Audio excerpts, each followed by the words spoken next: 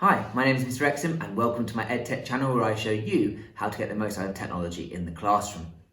This video is all about Padlet. Padlet is an online pinboard where you and your class can post pretty much anything in order to collaborate, brainstorm, plan, reflect, research. There's so many different uses. It's really simple, so let's get started.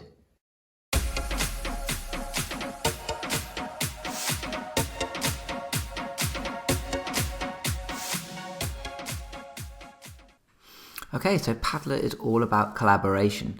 It's really simple to set up a Padlet for your class.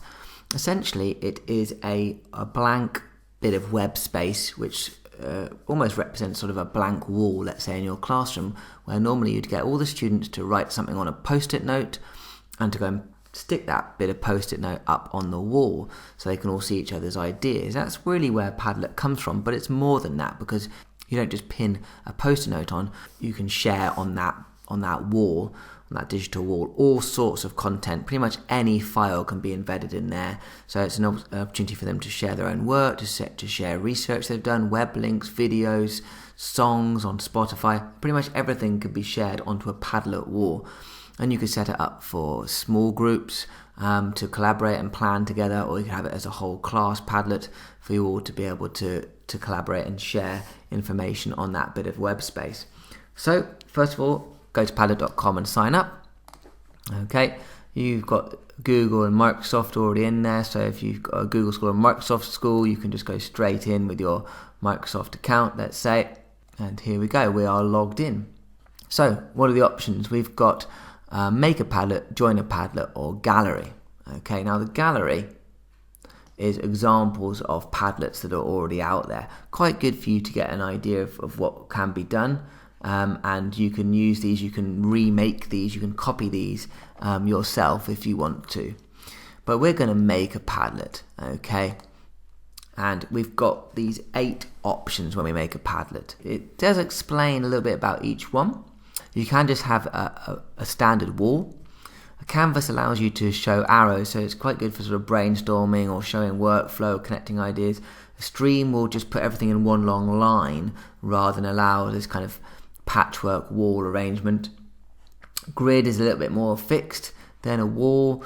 Shelf allows you to have categories. This is sort of like a chat environment. Map, quite good, allows you to post these kind of post-it notes but on a particular map. And then obviously you've got the timeline. So lots of great options here. I'm just going to show you the basic wall today, but do fiddle around with some of those other ones. So here we go. It's already created my Padlet for me, and I start off by inputting some basic settings. Okay, so obviously I've got a title over here. So I'm going to say pathogen research, description. Okay, and I've written a description basically of what I want them to do. Okay. Here I've got icons. So at the moment there's no icon, but I can pick a particular emoji that I want and it will put it up there as my icon in the top left, or I can actually add my own if I've got a logo or something like that that I want to add up there. So this is where we can customize the wall. Okay, at the moment it's got this unique address here, but actually I can change that as long as it hasn't been used before. I can do that. So an easy, memorable address that it will be. I can change the background wallpaper. Okay, I've got colors, gradients, textures, pictures, or add your own. And actually I can search directly on their kind of bank of images here. So I'm going to add this virus to the background because it's all about pathogens. There I can take a photo, I can draw something. So loads of ways to customize that wallpaper on the background. Color scheme, I can change that, I can change the fonts. Okay, now this one's important, whether the author name is above each post or not. You can switch that on or off if you want this to be anonymous or not. Now, what you can do is all the students, if you get them to sign up themselves, log in with their Microsoft accounts, then their names will pop up if you leave that on, or you could just ask them to, in the description, to write their own name so you know who it is. New posts will be positioned at the top left. I'm not going to have comments switched on for this. I don't really want them commenting on each other, but I will allow them to vote on each other's with a 1 to 5 star rating. So I've got some options here as to how people can react to each other's posts. I can require approval if I want for moderation, so that will allow me to approve everything that goes onto the wall before anyone else sees it, and filter profanity. May as well switch that one on. I hope no one's going to be putting any bad words, but there we go. So that's the basic setup. Okay, I click next. All right, and we're all ready to go. Start posting. Okay, now for students to post, for anybody to post, I might post something to start with. All you've got to do is click that little plus at the bottom, or double click anywhere on the screen and you'll get the same thing. Okay, so if I click plus, I've got loads of options here, absolutely loads of options. First of all, I could just write something. Okay, so I could write a description here. I could fill in all answer these questions that I've been asked to do for this task, and I can also add other content. I can upload a file from my computer. I can add links in directly. I can Google something and add that in. I can take a picture and add that in. But if I click the ellipsis, look at all these options I've got here in terms of recording my screen and adding that onto a Padlet, voice, film, snap, all sorts of content here that I can share directly on this Padlet wall. So in this case, I'm actually going to put in a YouTube link.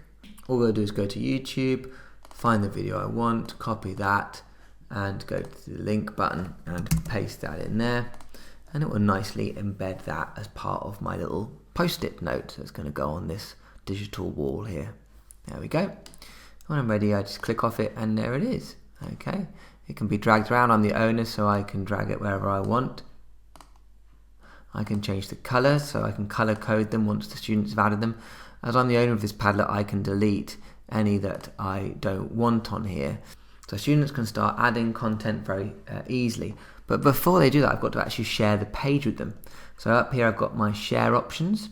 Okay, click that and I've got some options here. I can invite members here, okay, if they've already got accounts. That's a bit long-winded. It's much easier to send them a link or a QR code. Okay, so I would probably do copy link to clipboard. Okay, there it is, copied. And then all I've got to do is paste that to the students, however I set them work normally on VLE or via email, or however you want to share that with your students. What's quite good at the end of all this as well, when you've built up a whole wall of information, you can save that as a PDF, and it will export all that information as a nice PDF for you to store or print or whatever. At the moment, this Padlet is set to secret, which means that people can only see it if they've got the link. I can change my privacy options here.